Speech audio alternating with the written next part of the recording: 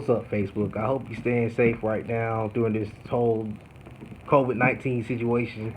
But I had been talking about it for a couple of days that I wanted to do a mock draft. I know I initially said I wanted to go live, but I want to just get a test run just to see how this would work out. I'm doing a test, my first ever mock draft on here, talking about the 2020 Atlanta Falcons. You know, the draft is coming up in less than 2 weeks. So what I'm gonna do is I'm gonna do a mock draft on this site called Fanspeak.com. I will have the link listed below, and I'm going to do a 7-round mock draft. Of course, you know the Falcons have 6 picks in this draft, so we got 6 picks and we got a lot of needs. To be honest with you, I mean we went 7-9 the last 2 years, so we really need to do what we can to improve this team. We had a good off season. We brought in Dante Fowler from the Rams. Of course, everyone knows we brought in Todd Gurley, but we definitely need to get more pieces on this team if this team plan on making it back to the playoffs or even the Super Bowl. Because Tom Brady is in a Buccaneer uniform, which I don't think any of us saw coming at any point in time. And of course, the Saints and Drew Brees, as bad as we hate them, they're gonna be around. They went 13-3 last year. So the before I do this mock draft, the listed needs that I personally feel that we need to be looking into, of course, is help on the defensive line, which is defensive tackle and defensive end. We need to go get a linebacker. I know everyone is giving Foye Olakun. He's been here for 2 seasons now, I believe. For 2 seasons, he's been here alongside Deion Jones, and he is going to be given the shot to be a starter. But the Falcons have had an issue with getting another linebacker since we tried to draft Duke Riley a couple years ago. Not sure if a lot of you remember him. He was from LSU.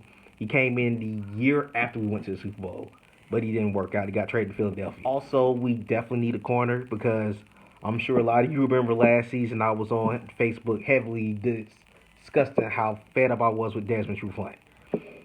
And Isaiah Oliver, he's not the top cornerback for this team. So we need a cornerback next season. We actually need a lot of cornerback help, but of course we didn't have a lot of money in free agency.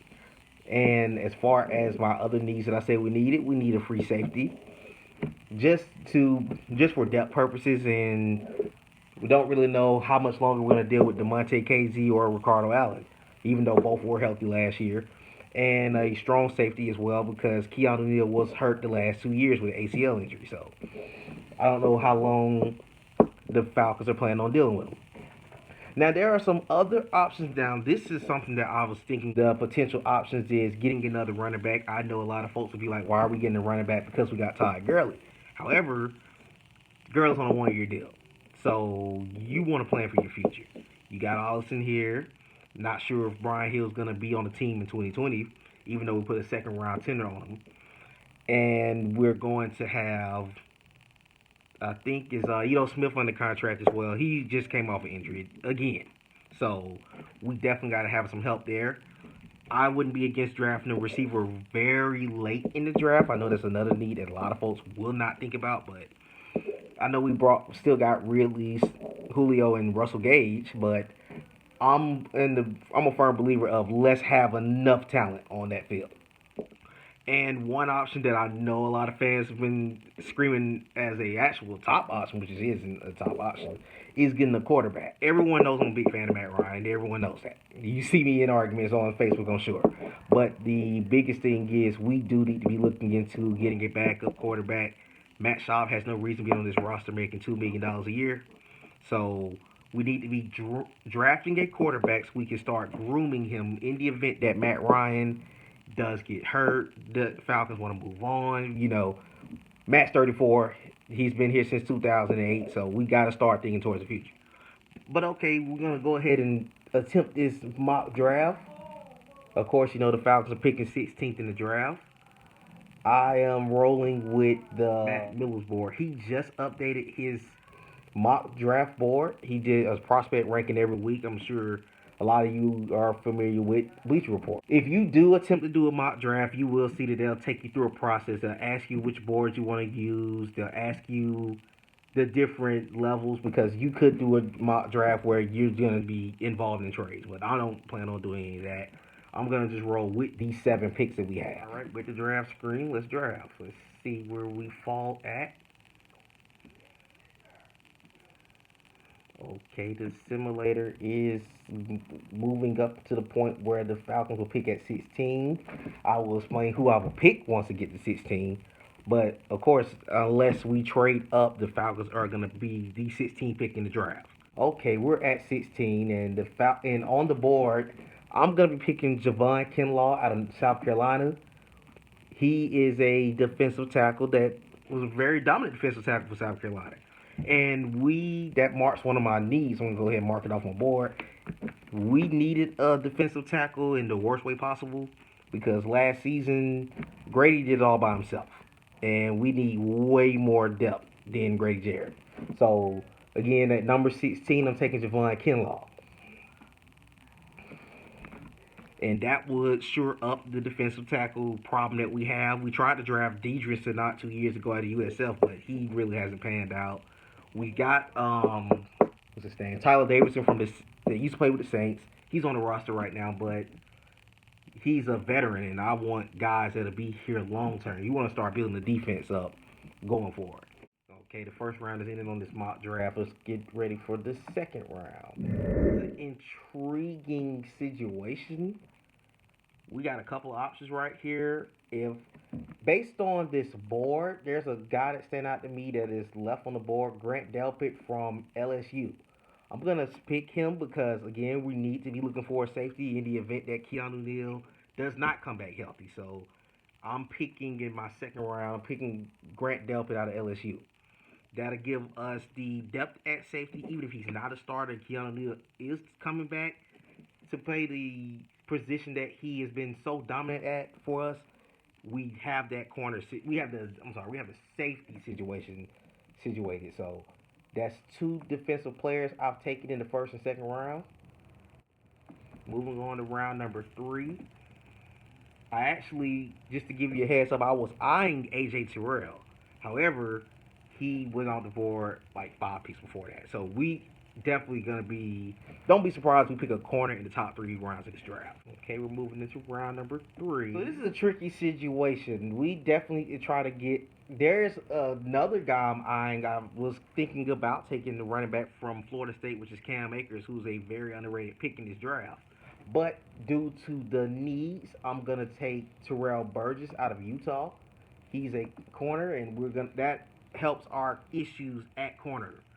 He may not be a top 3 pick, but at the same time, we need to get a corner. So that's one of the corners that I said that we need. So far, I've taken a defensive tackle, I've taken a safety in the corner. So all picks have been defensive. So in round number 4, we actually have 2 picks in the 4th. It wouldn't shock me if the Falcons trade up with those 2 picks. It wouldn't also shock me if they decide to trade down with those 2 picks. With the first pick of the 4th round, I'm going to take running back Darrington Evans out of Appalachian State. He is a speed back, and that is one thing that the Falcons have been missing this entire season is a speed back. So I really do think that we may draft a running back at some point in this draft. I probably would have took one later if we would have had a 5th and 6th round pick, but because of the trade for Hayden Hurst, that took one of our picks away.